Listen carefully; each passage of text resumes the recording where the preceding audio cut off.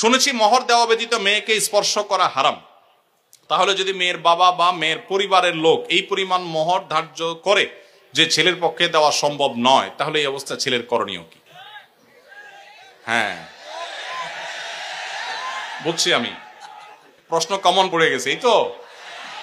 আচ্ছা শুনেন, যারা ঠিক ঠিক করছে এই সব হয় আবিয়াত্তা পুরুষ, আর না হলে বিয়ে করে বেচারা ফাইসা গেছে। শুনেন, ভালো করে শুনেন। প্রথম কথা হলো যে মোহর ধার্য করলে সেটা দিতে হবে বাধ্য। আল্লাহ বলেছেন ওয়াতুন নিসা সাদুকাতিহিন্না নিহলা, তোমরা তোমাদের স্ত্রীদের মোহর পরিশোধ করে দাও, এটা তাদের প্রাপ্য অধিকার, এটা দিয়ে দিতে হবে, এটা ক্লিয়ার। তবে সে দেওয়াটা আপনি নগদও দিতে পারেন, পরেও দিতে পারেন। মোহর দেওয়া ছাড়া স্ত্রীকে স্পর্শ করা হারাম, এ কথা ভুল। প্রশ্নে যিনি লিখেছেন এটা সঠিক কোনো কথা না। তবে মেয়েরা একটা মাসালা জানে না, যদি মেয়েরা এই মাসালা জানতো বাসর ঘরে ঝুলে ফেলতো আপনাদেরকে। মাসালাটা হলো, যদি কোনো মেয়ে দাবি করে যে মোহর যা ধার্য হয়েছে, আপনি আমার স্বামী, সবই ঠিক আছে, আগে মোহর ফেলেন তারপরে সামনে আগান, এটা যদি কোনো মেয়ে বলতে চায়, ইসলাম তাকে সম্পূর্ণ সেই অধিকার দিয়েছে। কিন্তু আমাদের সমাজে মেয়েরা মাসআলা আমার কাছে শোনার পরও বলবে না। এটা কেন বলবে না? কারণ আমাদের সমাজে পুরুষগুলো এমন রাক্ষসের মতো এবং এমন জালিম, এমন অত্যাচারী, বেশিরভাগ, সবার কথা বলছি না, যে এই কথা যদি মেয়ে বলে বাসর রাতে, ঠিক আছে স্বামী সবই ঠিক আছে, আপনার সাথে আমার বিয়ে হয়েছে, সব ঠিক আছে, মোহর ধার্য হয়েছে, এটা আমার প্রাপ্য, আল্লাহ কোরআনে বলছেন, অতএব এটা দিয়ে দেন। ছেলে বাসর তুইয়া পালায় দৌড় দিবি, বলবে এই মেয়ে বাসর রাতে এখনই অবস্থা করতেছে, আল্লাহ জানে আমার কোথায় ঝুলে। ঠিক না ঠিক? অথচ এটা ঠিক না। সব কথাই তো ঠিক ঠিক বলেন। এই ওয়াজ মাহফিলের একটা সমস্যা হলো, ঠিক হলেও ঠিক, ঠিক না ঠিক? এটাও ঠিক। আচ্ছা যাক, শুনেন, নবী করিম সাল্লাল্লাহু আলাইহি সাল্লামের মেয়ে, ভালো করে শুনে রাখেন, নবী করিম সাল্লাল্লাহু আলাইহি সাল্লামের কন্যা ফাতেমা রাদিয়াল্লাহু তাআলা আনহা, তার বিয়ে হয়েছে কার সাথে? আল্লাহু আকবার। আলী রাদিয়াল্লাহু তাআলার মতো ইসলামের খলিফার সাথে তার বিয়ে। ফাতেমা রাদিয়াল্লাহু তাআলা আনহা তার বাবা নবী করিম সাল্লাল্লাহু আলাইহি সাল্লামকে বলেছেন, বিয়ে হয়েছে আব্বা, ঠিকই আছে, বাট আমার দাবি হলো মোহর যেটা ধার্য হয়েছে সেটা যেন আমাকে আগে পরিশোধ করে দেওয়া হয়। আজ আমাদের সমাজে মেয়েদের সে অধিকার দেই আমরা? এই সমাজের সবচেয়ে বেশি অবিচার আমরা পুরুষরা মেয়েদের প্রতি করে থাকি। বিয়ে করেছেন আর মোহর পরিপূর্ণ পরিশোধ করছেন, এরকম বাপের বেটা যারা, তারা হাত তোলেন। কয়টা বাপের বেটা দেখছেন এখানে? হাত গণেন তো, কয়টা হাত? লা হাওলা ওয়ালা কুওয়াতা ইল্লা বিল্লাহ। স্টেজেও হাত উঠে নাই, নামান, ইজ্জত বাঁচান। উঠছে মানে অল্প স্বল্প উঠছে, আমি সবার কথা বলছি না।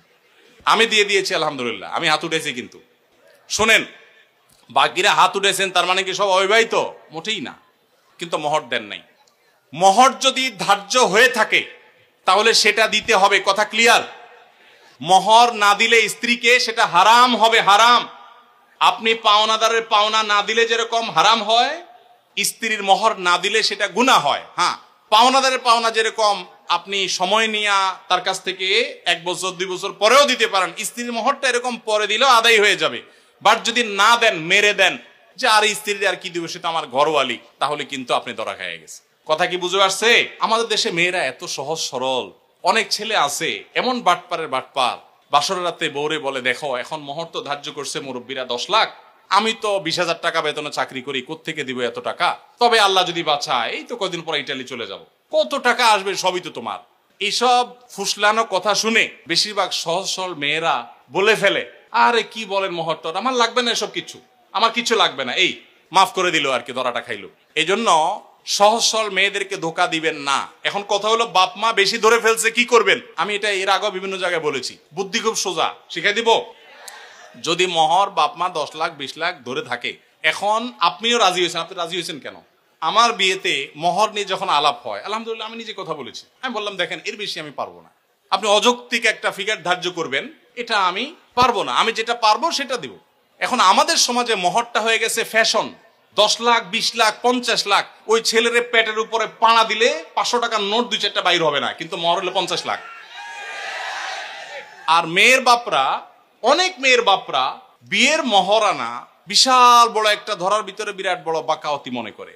অনেক মেয়ের বাপরা এরকম করে। হাদিস শুনেন মেয়ের বাবারা, নবী সাল্লাল্লাহু আলাইহি ওয়াসাল্লাম বলেছেন ইন্না আযমান নিকাহি বারাকাতান আইসারুহা মাউনা, সবচেয়ে সেই বিয়েটা বরকতময় হয় যেই বিয়েতে মোহর সবচেয়ে কম হয়।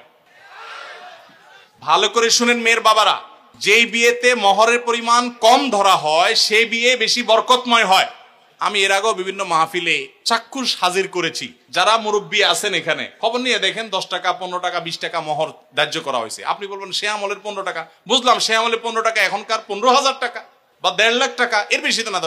তখনকার 15,000 এখন 15 কোটি সমান তো আর না। কিন্তু তখনকার ওই 15 টাকার বিয়ে যতটুকু টিকছে এখন 50 লাখ টাকার বিয়ে অতটুকু টিকে না।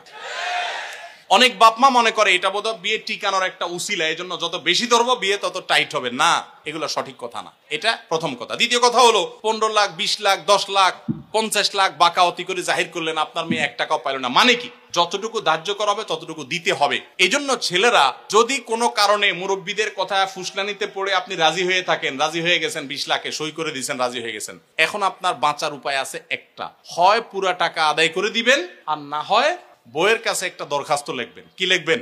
দরখাস্তে লিখবেন, বরাবর প্রিয়তমা স্ত্রী, বিষয় মোহর মওকুফের আবেদন, যথাবিহিত সম্মান প্রদর্শন পূর্বক নিবেদন এই যে আমি অমুক অমুক আপনার নাখান্দা স্বামী, বিবাহের সময় মুরব্বীদের পীড়াপিড়িতে রাজি হয়ে এত টাকা ধার্য হয়েছে, আমি রাজি হয়ে গিয়েছিলাম, তখন বুঝি নাই যে এটা দিতে হবে। এখন যেহেতু জানলাম এটা দিতে হবে আর এত টাকা দেওয়ার ক্ষমতা আমার নাই, আমি গরিব মানুষ, অতএব অনুগ্রহ করে আপনি সেখান থেকে কিছু কমায়া দিয়া বাধিত করিবেন। স্ত্রী যদি সেই অ্যাপ্লিকেশন গ্রহণ করে বলে ঠিক আছে তুমি গরিব মানুষ, যাও 50% মাফ করে দিছি বা 40% বা 90% মাফ করে দিছি, ঠিক আছে এত দাও বাকিটা মাফ, তাইলে আপনি মাফ পাবেন। আর যদি স্ত্রী মাফ না করে তাহলে বলবেন ঠিক আছে আমি আপনার থালা বাসন কোসন ইত্যাদি ধুয়ে দিব, এটার বাবদ আপনি কিছু মাফ করে দেন। মানে খোলাসা কথা হলো যেভাবেই হোক স্ত্রীর কাছ থেকে আপনাকে মাফ আদায় করতে হবে। চেষ্টা করবো তো আমরা সবাই। মোহর আদায় করা ছাড়া কোনো মানুষ যেন মারা না যায়। সবাই দিবেন তো ইনশাল্লাহ মোহর? মোহর আদায় করে দিবেন। বেশি হয়ে থাকলে স্ত্রীকে বুঝান। আমি যদি একটু রসিকতা করে বলেছি, আপনি বুঝান স্ত্রীকে, দেখো বেশি হয়ে গেছে, তুমি তো দেখতেছো আমার অবস্থা, এখন তুমি একটু স্যাক্রিফাইস করো, আন্ডারস্ট্যান্ডিং করেন। সে যদি কমায় দেয় তাহলে সেটা জায়েজ আছে, কোনো অসুবিধা নাই। এজন্য কাঠি কিন্তু বইয়ের হাতে। যাদের মোহর বেশি ধরা হয়ে গেছে বইয়ের সাথে বেশি তাফালিং করবেন না, নরম নরম সুরে মাফ করায় নিবেন অন্তত। আমি এবং আমার ভাই মাঝে মধ্যে শুধু ফুচকা, ছোলা বুট বা চটপটি খেয়ে থাকি। এখন এগুলো খাওয়া কি ইসলাম নিরুৎসাহিত করে? এবং এগুলো খাওয়ার আগে বিসমিল্লাহ বলে খেলে কি ইবাদত হবে? যে কোনো খাবারের শুরুতে বিসমিল্লাহ বলবেন, কিন্তু ফুচকা চটপটি বা যেটাই খান দেখবেন এটা স্বাস্থ্যসম্মত কিনা। আপনি রুগী, আপনার সমস্যা হয় পেটে, আপনি এগুলা খান আর গ্যাস্ট্রিকের ওষুধ খান, এটা আমাদের বেশিরভাগ লোকের অভ্যাস, তাই না? একদিক দিয়ে এগুলা খাবে, চানাচুর ফুচকা খাবে, চটপটি খাবে, আবার খায় কি খাবে? গ্যাস্ট্রিকের ওষুধ খাবে। আমরা স্বাস্থ্য অসচেতন মুসলমানরা। আমার অবাক লাগে যখন জাপান, কোরিয়া এবং পৃথিবীর বিভিন্ন দেশে মানুষদেরকে দেখি, তারা স্লিম, তারা সুন্দর চিকন, আমার অবাক লাগে। তাদের লাইফ স্টাইলটা সুন্নাহসম্মত। তারা এমন কোন খাবার খায় না যেটা তাদের স্বাস্থ্যকে নষ্ট করতে পারে। আমরা মুসলমানরা উল্টা পাল্টা খাই। নবী সাল্লাল্লাহু আলাইহি সাল্লাম খাবারকে কন্ট্রোল করার শিক্ষা দিয়েছেন। আমরা লাগামহীন খাই, এজন্য মেদ ভুঁড়ি হয়ে যায়, অল্প দিনে মোটা হয়ে যায়। অনেকে অবশ্য খাওয়ার কারণে মোটা হয় না, জিনগত বা অন্য কারণে মোটা হয়, তাদেরকে আবার দোষ দিয়েন না। কিন্তু আমাদের খাবার ক্ষেত্রে লাগামহীনতা, এটা আমাদের দোষ। এই দোষ থেকে আমাদেরকে বেরিয়ে আসতে হবে।